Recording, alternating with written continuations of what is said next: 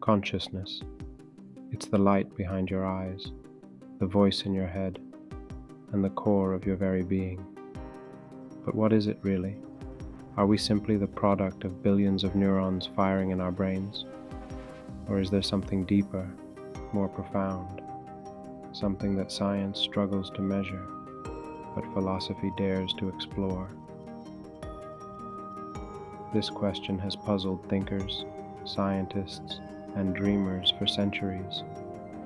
In this video, we'll journey into the fascinating world of consciousness through the lenses of philosophy and psychology to uncover whether we're just our brains or something more. Welcome to Stardust Minds, where the mysteries of existence are probed, one question at a time. If you've ever wondered about the essence of your mind or what makes you you, then stay with me to the end, and let's begin.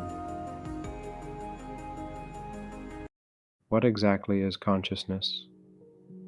It's the light of awareness that allows us to experience the world, think our thoughts, and feel our emotions.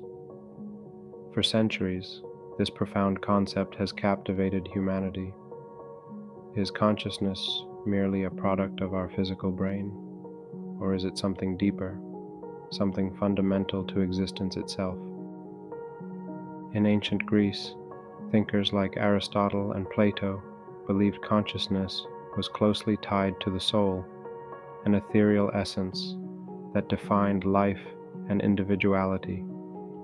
Eastern traditions like Vedanta and Buddhism offered different perspectives, seeing consciousness not just as an individual phenomenon, but as a universal force connecting all beings. These early explorations laid the groundwork for how we understand the mind and its mysteries today. Fast forward to the modern age, and the narrative has evolved. With advancements in neuroscience, many scientists began defining consciousness as the brain's ability to process information and generate subjective experiences. It's no longer seen as something mystical, but as an emergent property of billions of neurons firing in complex patterns.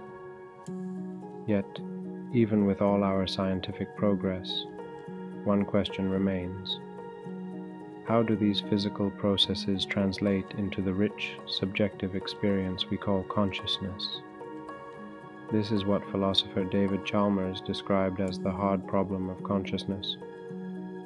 It's easy to map brain activity, but how do we explain the vivid colors we see, the emotions we feel, or the deep sense of self we carry?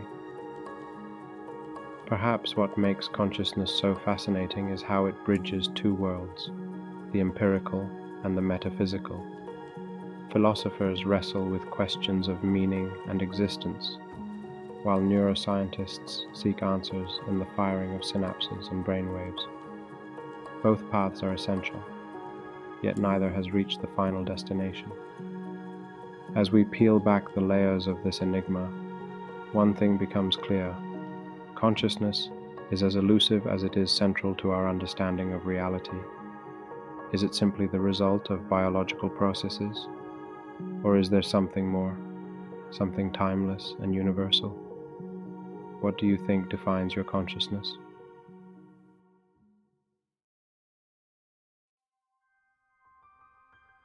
Throughout history, consciousness has inspired a profound philosophical debate. Is it a product of the brain, an intricate dance of neurons and chemicals? Or does it transcend physical matter, something ethereal and untouchable? The earliest attempt to answer this question came in the form of dualism, championed by the 17th century philosopher René Descartes. He famously argued, "I think, therefore I am," suggesting that the mind and body are fundamentally distinct. According to Descartes, the mind is the seat of consciousness, a non-material substance that interacts with the physical body but exists independently. But as science advanced, the philosophy of materialism began to dominate. Materialists argue that consciousness is not separate from the brain, it is the brain. They see it as an emergent property of physical processes, like water arising from the combination of hydrogen and oxygen. Notable thinkers like Daniel Dennett view consciousness as an illusion, a clever trick of the brain evolved to help us survive. Yet, not all are satisfied with the reductionist view of materialism. A growing number of philosophers, like David Chalmers, advocate for panpsychism, the idea that consciousness might be a fundamental property of the universe, like gravity or electromagnetism. In this view, even the tiniest particles, like electrons, might possess some form of proto-consciousness. Could it be that the entire cosmos is alive in some way? These competing perspectives, dualism, materialism, and panpsychism, offer tantalizing possibilities, but no definitive answers. Is consciousness simply a biological process, or is it the foundation of reality itself? Could the truth lie somewhere in between, waiting for us to uncover it? As we ponder these ideas, one thing is certain. Our understanding of consciousness shapes how we see ourselves and the universe. But can philosophy alone unlock its secrets? Or must we turn to science for the final word? While philosophy asks why, science focuses on the how. For centuries, consciousness seemed beyond the reach of empirical study, too subjective, too elusive. But with modern neuroscience, we've started unraveling the biological roots of the self. Scientists study what they call the neural correlates of consciousness. These are the specific areas of the brain that activate when we're awake, aware, and thinking. For example, the prefrontal cortex helps with decision-making, while the default mode network sparks when we're daydreaming or reflecting on ourselves. One of the most intriguing insights into consciousness came from split brain experiments. When the connection between the brain's hemispheres was severed to treat epilepsy, patients began to exhibit two separate streams of consciousness, almost as if two minds were housed in one body. These findings challenge our notion of a unified self and raise questions about what it means to be one person. Science also explores altered states of consciousness, dreams, hypnosis, and even near-death experiences. Each of these states reveals the brain's incredible capacity to reshape reality. For instance, during REM sleep, the brain lights up as if it's fully awake, creating the surreal worlds we call dreams. But does this mean consciousness is just a trick of the brain, or is there more at play? Despite its advancements, science still faces a major challenge. It can measure brain activity, but it struggles to explain subjective experience, the hard problem we touched on earlier. How does neural activity translate into the feeling of joy, pain, or the sense of I?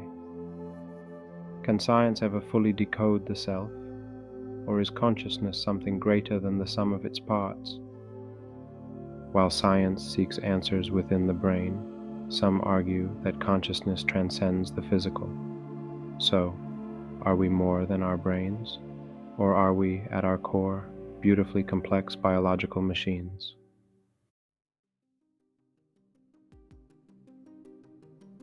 For centuries, philosophers and scientists have debated the boundaries of consciousness.